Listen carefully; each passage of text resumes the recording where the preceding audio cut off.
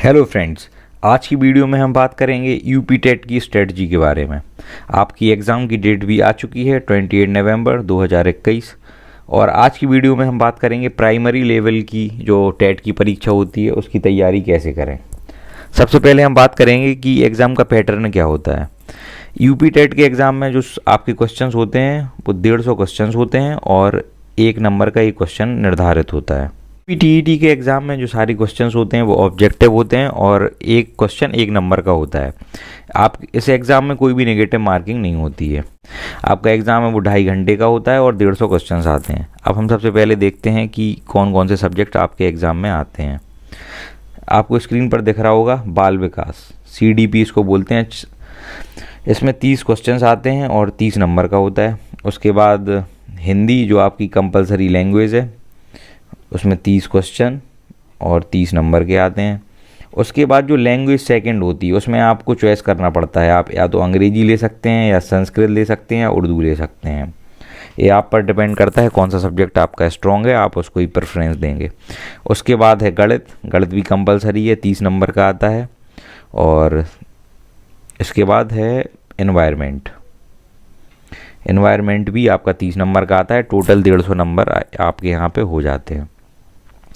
अब हम बात करेंगे एक एक सब्जेक्ट की कि किस सब्जेक्ट की हमें कैसे तैयारी करना है और कौन सी बुक्स हमें प्रेफर करनी है जो हमारा टाइम बचा हुआ है उसके हिसाब से। तो सबसे पहले है बाल विकास। बाल विकास में हमें क्या करना है, कौन सी बुक पढ़नी है। देखो, हम सभी ने BTC, B.Ed या DLED किया हुआ है। इसमें पहले सेमेस्टर की जो किताब है बाल विकास एवं सीखने की प्रक्रिया, ये सफिशिएंट बुक है। इसमें सारे टॉपिक्स कवर हो जाते हैं। उसके अलावा भी अगर आप कोई ऐसी किताब खरीदना चाहते हैं जिसमें आपको पूरा समग्र क्रमानुसार चीज़ें मिल जाए तो आप PD पाठक की शिक्षा मनोविज्ञान की बुक ले सकते हैं। अब हम बात करेंगे कि कौन कौन से इम्पोर्टेंट टॉपिक हैं जो हमें कवर करने हैं। जो फर्स्ट सेमेस्टर की बुक है वो बहुत पतली है, लगभग 100-150 पेज की है। उसमें सारे टॉपिक कवर हो जाते हैं। तो अब हम स्टार्ट करते हैं। सबसे पहला टॉपिक है शिक्षा एवं अधिगम, एजुकेशन एंड लर्निंग। इसमें हमें क्या पढ़ना है, एक तो हमें डेफिनेशन याद करनी है, कौन से राइटर ने कौन सी डेफिनेशन दी है शिक्षा और अधिगम की। उसके बाद अधिगम के सिद्धांत, अधिगम के नियम एवं अधिगम के सिद्धांत और अधिगम वक्र। इसमें अधिगम के जो सिद्धांत हैं उसमें 5 सिद्धांत हैं जो बहुत ज़्यादा इंपॉर्टेंट हैं। थॉर्नडाइक, स्किनर, CL हल, पावलव और कोहलर। इन्हें हमें अच्छे से याद करना है। इनमें लगभग 2 से 3 नंबर के क्वेश्चंस एग्जाम में फंस जाते हैं। और अधिगम के जो नियम हैं उसमें थॉर्नडाइक अधिगम का नियम है, उसमें 8 नियम है, 5 मुख्य नियम है और 3 गौण नियम है। उसके बाद दूसरा टॉपिक आता है बुद्धि। बुद्धि में हमें सबसे पहले पढ़ना है बुद्धि के प्रकार। जैसे बुद्धि 3 प्रकार की होती है, मूर्त, अमूर्त और सामाजिक बुद्धि। उसके बाद हमें पढ़ने हैं बुद्धि के सिद्धांत। बुद्धि के कई सिद्धांत हमारी बुक्स में दिए गए हैं, जिसमें एक खंडीय सिद्धांत, जिसे अखंडता का सिद्धांत भी कहते हैं, ये बिने ने दिया। दूसरा द्विखंडीय सिद्धांत, ये स्पीयरमैन ने दिया। एक त्रिखंडीय भी सिद्धांत है, वो भी स्पीयरमैन ने दिया है। उसके बाद बहुकारक सिद्धांत, थॉर्नडाइक। गिलफोर्ड का तियामी बुद्धि का सिद्धांत, ये बहुत ज़्यादा इंपॉर्टेंट हो जाता है आपके एग्ज़ाम के लिए। उसके बाद समूह कारक सिद्धांत और गार्डनर का बहुबुद्धि सिद्धांत। इसके बाद हमें बुद्धि के चैप्टर में पढ़ना है बुद्धि लब्धि का वर्गीकरण, कि 0 से 20 के बीच में कौन से लोग आते हैं, 25 से 30, मतलब एक पूरी टेबल है वो हमें पढ़नी है। वो टर्मन ने दी थी बुद्धि लब्धि की टेबल, उससे भी आपके 1-2 मार्क्स एग्जाम में आ जाते हैं। उसके बाद बुद्धि लब्धि का फॉर्मूला होता है, उससे रिलेटेड भी एक क्वेश्चन एग्जाम में आ जाता है। उसके बाद है प्रेरणा। हमें पढ़ना है प्रेरणा के अंग, घटक और प्रेरणा के सिद्धांत। इसके बाद आता है आपका बहुत इंपॉर्टेंट टॉपिक वृद्धि एवं विकास। हमें सबसे वृद्धि को कभी कभी हम अभिवृद्धि भी लिख देते हैं बुक्स में, तो हमें कंफ्यूज नहीं होना है। हमें सबसे पहले पढ़ना है वृद्धि और विकास में अंतर। अब इसके बाद विकास की अवस्थाएं, शैशवावस्था, बाल्यावस्था और किशोरावस्था। इन्हें हमें तीनों को कंपैरिजन करके पढ़ना है। इनके सारे तथ्य, एक बालक या बालिका का कैसे विकास होता है, वो कितने शब्द सीख जाता है, बोलना कब प्रारंभ करता है, उसकी क्या क्या आदतें होती हैं, इन अवस्थाओं को हमें अच्छे से पढ़ना है। इसके बाद विकास के क्रम में पियाजे का एक सिद्धांत है, जीन पियाजे का, उसमें अवस्थाएं बताई गई हैं, वो भी हमें अच्छे से पढ़ना है। ये बहुत इम्पोर्टेंट है, इसको आप ध्यान दें। इसके बाद आता है रुचि और अभिरुचि, इंटरेस्ट। तो इसी को अभिरुचि भी कह देते हैं। रुचि दो प्रकार की होती है, जन्मजात और अर्जित। जन्मजात जो काम हम बचपन से ही करते हैं, और अर्जित जो हम सीखते हैं। उसके बाद है व्यक्तित्व, पर्सनैलिटी। तो पर्सनैलिटी की डेफिनेशंस और इसका वर्गीकरण कितने प्रकार का है। जैसे व्यक्तित्व का वर्गीकरण दिया है सिगमंड फ्राइड ने, क्रेस्चमर, स्प्रेंजर, तो वो हमें याद करना है। उसके बाद व्यक्तित्व को पढ़ने की अध्ययन विधियाँ और उसकी मापन विधि, जैसे ink blot test, thematic appreciation test और चाइल्ड एप्रिसिएशन टेस्ट, ये हमें तीनों पढ़ने हैं। अब हमने बुक्स बताई दी हैं कि इसमें आपकी जो बुक्स हैं वो प्रथम सेमेस्टर की बुक है, जो आपको देखो यहाँ पर लिखी है, बाल विकास एवं सीखने की प्रक्रिया। और अगर आप कोई दूसरी बुक लेना चाहते हैं उसके साथ, अगर आपके पास समय है, तो पीडी पाठक की शिक्षा मनोविज्ञान। इन सब के साथ जो सबसे ज़रूरी काम करना है वो है प्रीवियस ईयर क्वेश्चंस। 2011 से 2020 के जितने भी क्वेश्चंस एग्ज़ाम में आए हैं उन्हें आप लगाएं, यूपी टेट और सी टेट के। उससे आपका एग्ज़ाम बहुत ज़्यादा इजी हो जाएगा। सेकंड, जो लैंग्वेज फर्स्ट है और जो इम्पोर्टेंट है, कंपलसरी है, हिंदी। हिंदी भी 30 नंबर की आती है। 30 नंबर की हिंदी में जो 25 क्वेश्चन होते हैं वो आपके व्याकरण के पोर्शन से होते हैं, और 5 क्वेश्चन रचना, साहित्य, काल, युग, इनसे पूछे जाते हैं। इसके लिए हमें कौन सी बुक प्रेफर करनी है? आदित्य प्रकाशन की बुक जो आपके स्क्रीन पर दिख रही होगी, वो हमें पढ़ना है। बहुत बढ़िया छोटी सी बुक है जिसे आप कवर कर सकते हैं। मैं तो कहूँगा आप एक दिन में बहुत सारी चीज़ें कर सकते हैं, जैसे वर्णमाला, स्वर व्यंजन, उच्चारण स्थान, और उसके बाद संधि, समास, अलंकार, छंद, रस, शुद्ध अशुद्ध शब्द, संज्ञा, सर्वनाम, क्रिया, विशेषण, कारक, विलोम शब्द, पर्यायवाची और वाच्य। ये बिल्कुल इम्पोर्टेंट टॉपिक हैं, इन्हें आप कर लें, आपके इनसे एक एक नंबर पक्के हो जाएंगे। और उसके बाद हमें क्या करना है, जैसे आदित्य प्रकाशन की बुक जब आप पढ़ लेंगे तो उसमें आपके क्वेश्चंस भी दिए गए हैं, हमें उन्हें ज़्यादा से ज़्यादा प्रैक्टिस करना है। जैसे हमने समास का टॉपिक पढ़ा, तो उसके बाद ही हमें समास के जितने भी क्वेश्चंस एग्जाम में आए हुए हैं या सेट पेपर में, उन्हें लगाना है। उससे हमें समझ में आएगा कि हमारा टॉपिक क्लियर हुआ है या नहीं हुआ है। उसके बाद जो 5 क्वेश्चन रह जाते हैं वो आते हैं काल। काल जैसे इसकी हमें बेसिक नॉलेज रखनी है कि कौन सा काल कब तक हुआ है और कौन कौन से प्रमुख इनके कवि हुए हैं। सबसे पहला काल आदि काल, दूसरा भक्ति काल, तीसरा रीति काल और चौथा आधुनिक काल। उसके बाद हमें सारे राइटर्स की बुक्स याद करना पॉसिबल भी नहीं है, इसलिए हमें बिल्कुल सिलेक्टेड राइटर्स हैं उनकी बुक याद करनी है, जैसे प्रेमचंद, रामधारी सिंह दिनकर, महादेवी वर्मा, सूर्यकांत त्रिपाठी निराला, मैथिली शरण गुप्त, सुभद्रा कुमारी चौहान। ऐसे ही 1-2 राइटर और हमें सेलेक्ट करने हैं। और जिन राइटर्स के क्वेश्चंस एग्जाम में ज़्यादातर पूछे जाते हैं, जब हम प्रीवियस ईयर क्वेश्चन सॉल्व करेंगे तब हमें वो पता चल जाएगा। उनकी जो रचना है वो हमें याद कर लेनी है, ज़्यादा नहीं करनी है। जैसे 5 इनकी कर ली, 5 इनकी, 5 इनकी, इनमें से फंस जाते हैं। रामधारी सिंह दिनकर बहुत ज़्यादा जरूरी हैं, इम्पोर्टेंट। मैथिली शरण गुप्त, प्रेमचंद, गोदान, गबन, ये बहुत कॉमन चीज़ें हैं, वही एग्ज़ाम में रिपीट होती हैं, बस हमें उन्हें अच्छे से ध्यान रखना है। साथ में ही फिर से वही बात मैं रिपीट कर रहा हूँ, प्रीवियस ईयर के क्वेश्चन 2011 से 2020 तक के जितने भी आपके क्वेश्चंस एग्ज़ाम में आए हैं उन्हें आप लगाएं। उससे आपको पता चलेगा कि कैसे क्वेश्चंस आयोग डिमांड करता है, वो क्या चाहता है। उसके बाद आता है इंग्लिश। इंग्लिश में भी 3 क्वेश्चन आते हैं। इंग्लिश के लिए हमें कोई बुक नहीं खरीदनी है। अगर आपके कोई छोटे भाई बहन हो या आपकी पुरानी कोई बुक्स रखी हो क्लास 9th और 10th की ग्रामर की, आप उस बुक को उठा लीजिए, वो आपके लिए इनफ होगी, मोर देन सफिशिएंट। उसमें हमें सबसे पहले पढ़ना है part of speech. Part of speech में नाउन और नाउन के प्रकार, नाउन कितने टाइप का होता है और जो वर्ड्स होते हैं वो कौन से नाउन में लाई करते हैं, collective noun, proper noun, common noun. उसके बाद आता है pronoun, adjective, verb, adverb, conjunction और प्रोपोजिशन।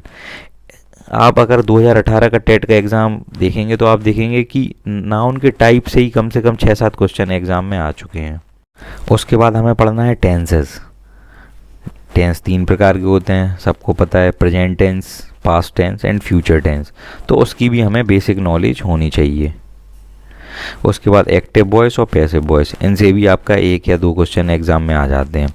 उसके बाद figure of speech, figure of speech मतलब अलंकार, जो अंग्रेजी के अलंकार होते हैं उनके बारे में हमें बेसिक नॉलेज होनी चाहिए, इससे भी 1 क्वेश्चन एग्जाम में आ जाता है। उसके बाद बीटीसी और डीएलएड की जो आपकी बुक्स हैं, जो भी सेमेस्टर में आपका इंग्लिश सब्जेक्ट रहा होगा उसमें टीचिंग मेथड्स होते हैं और टीचिंग अप्रोचेस, उन पर भी एक बार नज़र डाल लेना है, 1-2 क्वेश्चन कभी कभी एग्जाम में आ जाते हैं। उसके बाद आता है मैथ्स का पोर्शन। मैथ्स में मैं अलग से पूरी एक वीडियो बना चुका हूँ, आप प्लेलिस्ट में जाके देख सकते हैं, सुपर टेड वाली, वो मोर देन इनफ होगी, उसकी लिंक मैं आपको डिस्क्रिप्शन बॉक्स में दे दूंगा। और मैं आपको बता दूं, वो लोग जिनकी मैथ बिल्कुल भी अच्छी नहीं है, बिल्कुल बेसिक लेवल से उन्हें स्टार्ट करना है, उनके लिए मैं सजेस्ट करूंगा कि आप जो प्राइमरी स्कूल्स होते हैं, प्राइमरी और अपर प्राइमरी स्कूल, उनकी क्लास 6, 7, 8 की जो बुक्स हैं आप उन्हें उठा लीजिए और आप उन्हें लगा लीजिए। मैं आपको बताऊंगा कि जैसे क्लास 6 की बुक है आपकी 2 से 3 दिन में कंप्लीट हो जाएगी, ऐसे ही 7th की बुक भी 3-4 दिन में और 8th की बुक भी 7-8 दिन में कंप्लीट हो जाएगी। मैं बेसिक लेवल की बात कर रहा हूँ, अगर आपको आती है तो फिर आपको ये नहीं लगाना है। उसके बाद आप प्रीवियस ईयर के क्वेश्चन सॉल्व करें और सेट पेपर लगाएं। आपका टारगेट ये होना चाहिए, अगर आपको मैथ बिल्कुल नहीं आती है, कि आपके 10 से 15 क्वेश्चन सॉल्व हो जाएं और आपका टेट क्वालिफाई हो जाए। अगर आपकी मैथ अच्छी है तो आप सिर्फ 9th और 10th की गवर्नमेंट स्कूल की या एनसीईआरटी की बुक लगा लें और प्रीवियस ईयर सॉल्व कर लें और ज़्यादा से ज़्यादा सेट पेपर लगाएं, तो फिर आपके 25 से 30 नंबर के बीच में आप कर लोगे, मैं आपसे बिल्कुल गारंटी देता हूँ। और जिनकी मैथ्स बिल्कुल भी अच्छी नहीं है वो बिल्कुल बेसिक से चलें, 6, 7, 8। अगर उन जिनके, देखो मैं आपको बताऊं, जिनके एक भी क्वेश्चन सही नहीं हो रहे हैं, ऐसे बहुत से लोग हैं जिनके 30 में से सिर्फ 5 या 6 नंबर आते हैं। अगर वो 10 से 15 नंबर पे पहुंच रहे हैं तो उनके लिए बहुत बड़ी एक उपलब्धि होगी और उनका एग्ज़ाम ईजिली क्रैक हो जाएगा। तो इस बात को ध्यान में रख के मैंने 6, 7 और 8 की बुक्स आपको रिकमेंड करी हैं। उसके बाद आता है एनवायरनमेंट का पोर्शन। देखिए, सिलेबस में एनवायरनमेंट के पोर्शन को अच्छे से डिफाइन नहीं किया गया है, ये हमें खुद समझना है। एनवायरनमेंट के पोर्शन में 3 टॉपिक होते हैं, ईबीएस, ज्योग्राफी और सिविक्स। सबसे पहले हम बात करते हैं ईबीएस। ईबीएस में क्या है, एनवायरमेंटल स्टडीज़ एंड इकोलॉजी। इसके लिए जो बुक मैं सजेस्ट करूँगा वो होगी लूसेंट की बुक। लूसेंट की कई प्रकार की बुक्स आती हैं, एक बुक आती है पतली सी जो एनवायरनमेंट के लिए डेडिकेटेड है। उस बुक में और भी कोई सब्जेक्ट नहीं रहता है, सिर्फ एनवायरनमेंट रहता है, वो आपको ले लेनी है। उसके साथ साथ जब आप एटमॉस्फेयर के बारे में पढ़ लोगे, वायुमंडल के बारे में अच्छे से पढ़ लोगे, जितनी भी लेयर्स हैं, ट्रोपोस्फेयर, स्ट्रेटोस्फेयर, ओजोनोस्फेयर, तो इन सबको जैसे आप कवर कर लोगे उसमें से आपके एग्ज़ाम में क्वेश्चंस आएंगी। उसके साथ साथ आपको इम्पोर्टेंट डेज पर फोकस करना है जो एनवायरनमेंट से रिलेटेड हैं, जैसे वाटर डे 22 मार्च, अर्थ डे 22 अप्रैल, ओजोन डे 16 सितंबर। ऐसे ही बहुत सारे दिन होते हैं, जैव विविधता दिवस, ओशियन डे। तो इन सबको हमें फोकस करना है जो एनवायरनमेंट से रिलेटेड हैं। उसके बाद हमें इम्पोर्टेंट एक्ट्स पर फोकस करना है, जल संरक्षण से जुड़े, पर्यावरण संरक्षण से जुड़े और वायुमंडल संरक्षण से जुड़े। जो भी आपके इसके सन हैं, इन्हें क्रम से लगाने के लिए भी आ सकते हैं और अलग से भी इन्हें पूछ सकते हैं। उसके बाद आता है आपका नेशनल पार्क, राष्ट्रीय उद्यान और टाइगर रिजर्व। देखिए ये तो बहुत सारे हैं, फिर भी याद हो जाते हैं। आप क्या करें, एक मैप ले लें इंडिया का और स्टेट वाइज ऐसे एरो लगा के लिख लें कि कौन से राज्य में कौन कौन से टाइगर रिजर्व हैं और नेशनल पार्क हैं। इन पर हमें सबसे ज़्यादा फोकस करना है जो नए गवर्नमेंट द्वारा बनाए गए हैं। बहुत ज़्यादा संख्या इनकी बढ़ती जा रही है, राष्ट्रीय पार्क और टाइगर रिजर्व की, इन्हें हमें ज़्यादा से ज़्यादा फोकस करना है। जैसे मैं आपको बताऊं कि कोई भी जैसे प्राणी है वो विलुप्त हो रहा है या फिर डेंजर कैटेगरी में है, तो वो कौन से नेशनल पार्क में पाया जाता है, ऐसे क्वेश्चन एग्जाम में बहुत ज़्यादा आते हैं। IUCN की कौन सी लिस्ट में उसको रखा गया है, ये सब जब आप लूसेंट की बुक पढ़ेंगे उसमें आपको क्रम से उसमें चीज़ें मिल जाएंगी। उसके बाद हमें याद करना है एनवायरनमेंट से रिलेटेड जितनी भी कॉन्फ्रेंस और सम्मेलन हुए हैं, जैसे Montreal protocol, conference of parties 21, COP21, Kyoto protocols, ऐसे और भी हैं जो आपको बुक्स में मिल जाएंगे, उन्हें हमें ध्यान से पढ़ना है। उसके बाद जैसे भारत जैसे हम इंडिया में रह रहे हैं तो भारत में जैसे जो जो जानवर हैं और वो कम हो रहे हैं, उन पर फोकस करने के लिए कौन कौन से प्रोजेक्ट गवर्नमेंट के द्वारा चलाए जा रहे हैं। प्रोजेक्ट टाइगर 1973, एलिफेंट के लिए कौन सा प्रोजेक्ट चल रहा है, गिद्ध के संरक्षण के लिए, और डॉल्फिन, ऐसे और भी हो सकते हैं एनिमल्स। ये तो सिर्फ मैंने एग्जाम्पल के लिए यूज़ करे हैं।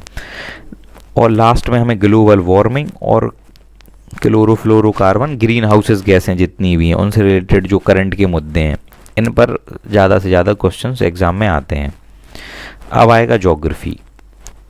ज्योग्राफी में बहुत ज़्यादा नहीं पढ़ना है। कुछ लोग सजेस्ट कर रहे हैं कि एनसीईआरटी पढ़ लो, इतना टाइम नहीं होता है आपके पास, टाइम बहुत कम होता है, इसलिए हमें बिल्कुल सिलेक्टेड टॉपिक पढ़ने हैं।